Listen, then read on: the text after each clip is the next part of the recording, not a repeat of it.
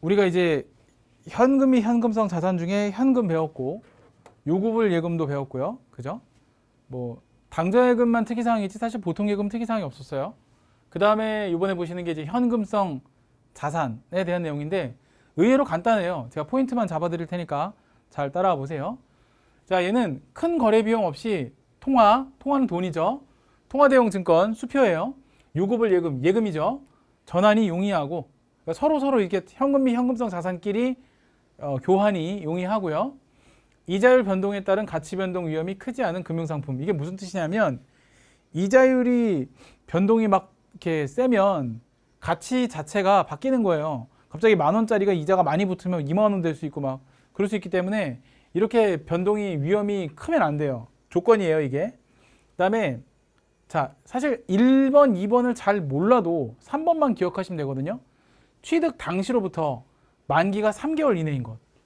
그러니까 만기가 있는 것들 중에서 딱 내가 어떤 금융상품을 샀어요. 근데 그게 딱 사자마자 만기가 뭐 2달 이내 또는 딱 3개월 이내 이렇게 들어가게 되면 이거는 현금 및 현금성 자산 중에 현금성 자산으로 봅니다. 그러니까 사실 뭐 이 범위 안에 들어가는 거예요.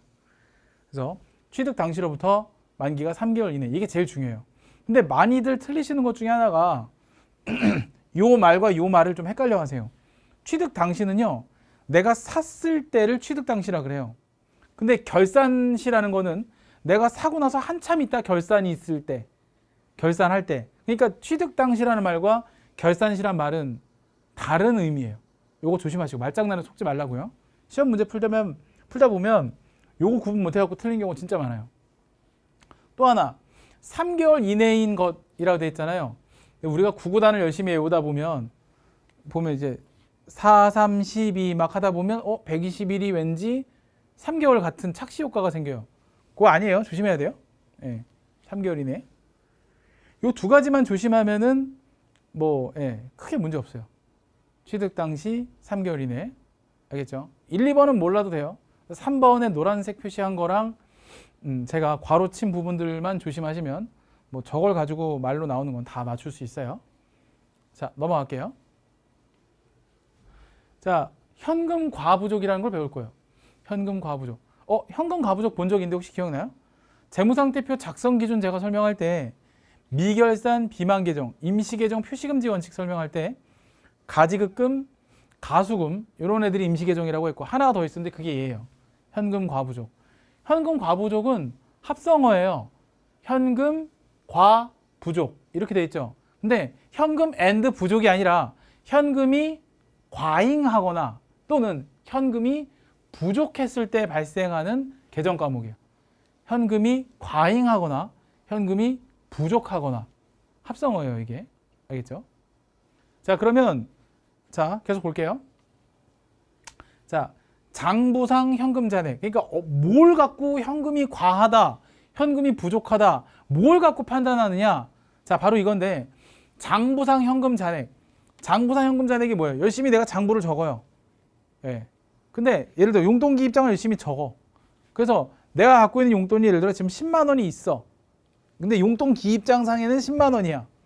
근데 주머니를 털어서 내가 가진 용돈을 보니까 돈이 9만 5천 원밖에 없어.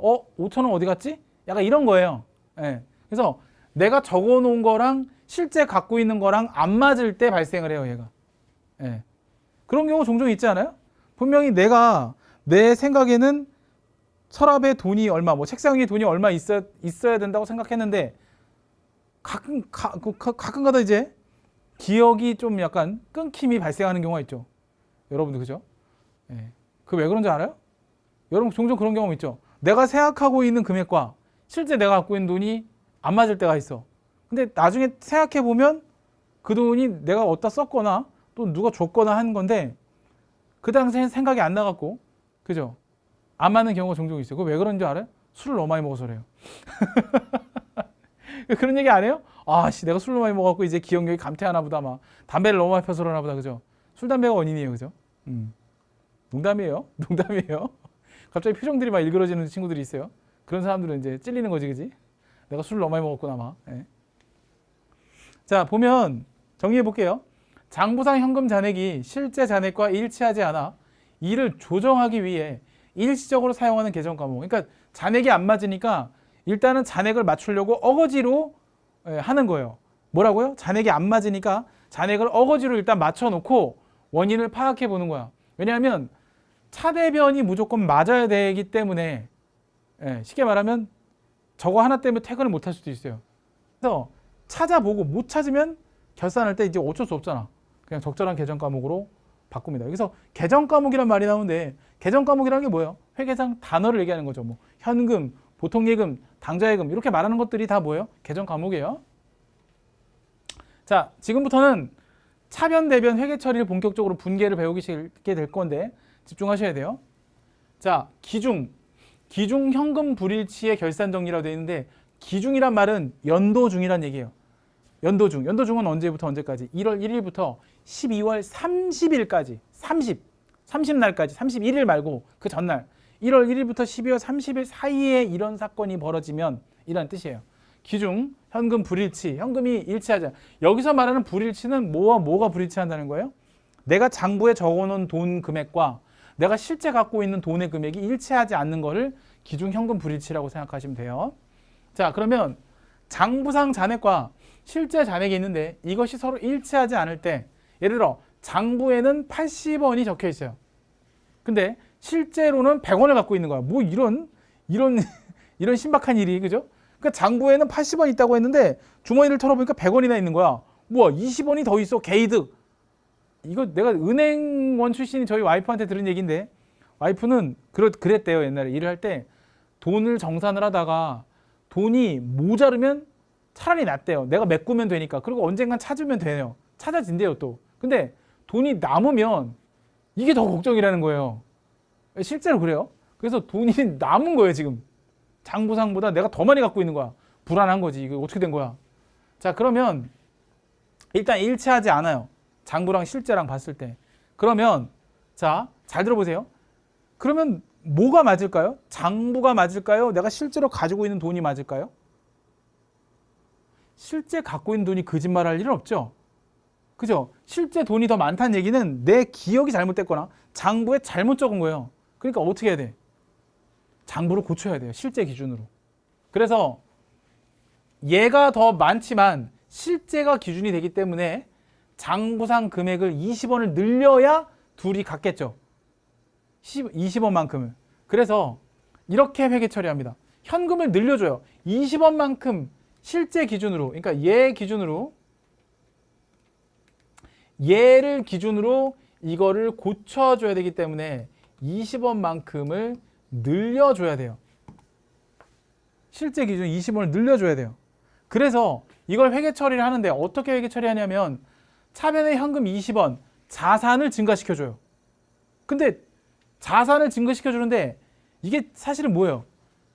그냥 임시방편으로 메꿔놓은 거니까 임시계정을 쓰는 거예요. 얘는 자산, 부채, 자본, 수익, 비용 이 중에 뭐냐고 물으면 사실은 아무것도 아니에요. 그냥 얘는 임시계정이에요. 현금을 맞추기 위한 그냥 임시계정이에요. 그래서 현금 과부족이라는 임시계정을 대변에 적어요. 얘는 그냥 아무것도 의미 없는 애예요. 그냥 차대변을 맞추려고 어거지로 맞추는, 내가 아까 뭐랬죠? 어거지로 맞추려고 하는 거예요. 20원 이렇게. 그러면 어떻게 될까요? 이제 얘도 100원이 되겠죠. 그죠? 왜냐면 20원을 늘려주면 이제 장부상 잔액은 100원, 실제 잔액도 100원이니까 일단은 잔액은 맞아요. 퇴근할 수 있어요. 퇴근하고. 자, 근데 기준이란 얘기는 언제라고요? 1월 1일부터 12월 30일까지잖아요.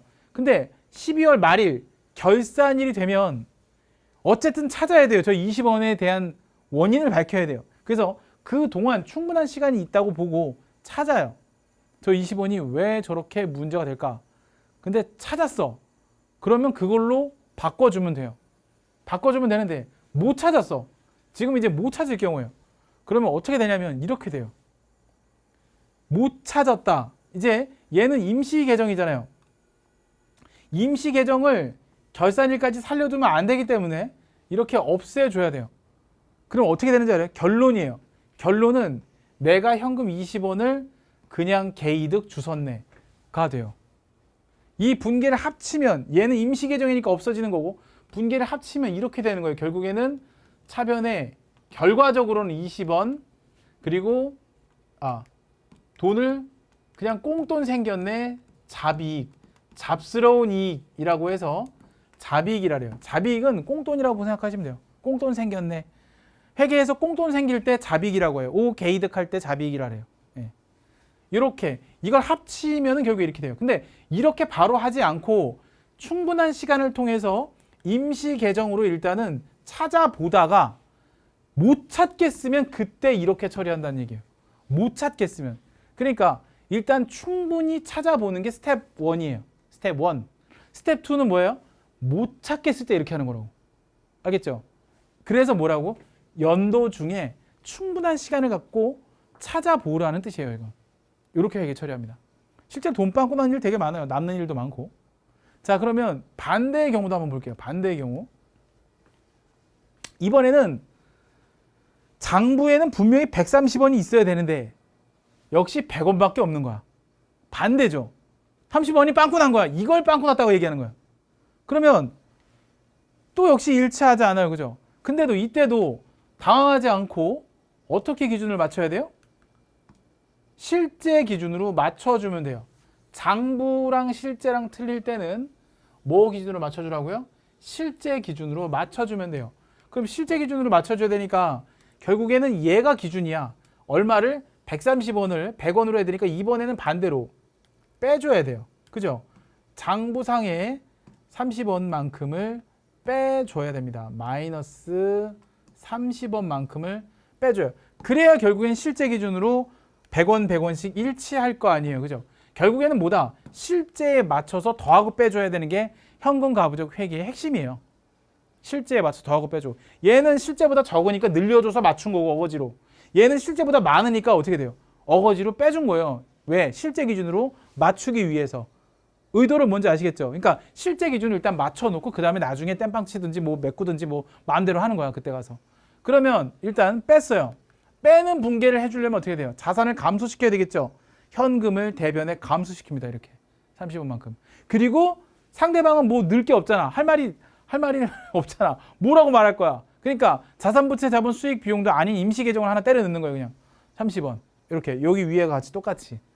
그래 놓고 이제 원인을 찾기 시작해요. 저게 왜 저렇게 30원만큼 없었을까? 원인은 여러 가지가 있겠죠. 그죠? 어디다 돈을 썼는데 장부에 안 적었다든지 어디서 돈이 들어왔는데 내가 장부에 안 적었다든지 돈이 빵꾸 나는 일은 되게 많아요. 그러면 찾다 결국에 못 찾아. 그러면 이거는 잃어버린 거예요. 그냥 돈을 잃어버렸다. 그렇잖아. 우리가 찾다 못 찾으면 잃어버렸다고 하잖아. 맞죠? 잃어버린 걸로 처리해요. A, 잡스러운 손실. 잡손실로 처리합니다. 잡손실.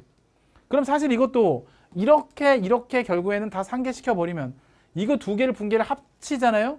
그럼 결국에는 저걸 차대변의 위치에 잘 위치시키면 A 30원만큼 내가 돈을 잃어버린 것 같아 라고 이렇게 표현할 수 있어요.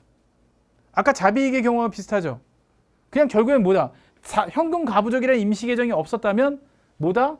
그냥 잡손실인 거야. 근데 결국에는 자비익이든 잡손실이든 공통적인 특징이 뭔지 아세요? 현금 가부족이 12월 31일에는 어찌됐든 다 없어져야 된다라는 거예요. 중요한 거는. 그러니까 중요한 건 어찌됐든 얘네들은 없어져서 적절한 계정 과목으로 바뀐 거예요. 지금 이게. 이게 진짜 필요한 이론이거든요. 이건 왜 그런지 아세요? 재무상태표 작성 기준 기억나시죠? 막 작성하지 말고 룰을 지켜라. 총액주의, 그다음에 총액표시, 구분표시, 잉여금 구분표시, 유동성 배열법, 미결산 임시계정 표시금지 원칙 뭐 이런 것처럼 작성 룰이 미결산 임시계정 이런 현금 가부족 같이 땜빵 치는 임시계정은 평소에는 봐줄 수 있는데 12월 31일까지는 싹 다 정리해서 적절하게 잃어버렸다고 하든지 잃어버린 셈 치자 아니 꽁돈 생긴 셈 치자 이렇게 하고 넘어가라는 뜻입니다. 아시겠죠? 의도는 그렇다라는 거. 자, 그러면 넘어갈게요. 자, 이번에는 조금 응용을 해볼게요. 이번에는 지금이 결산 당일에는 어떻게 할 거냐? 오늘이 12월 31일이야.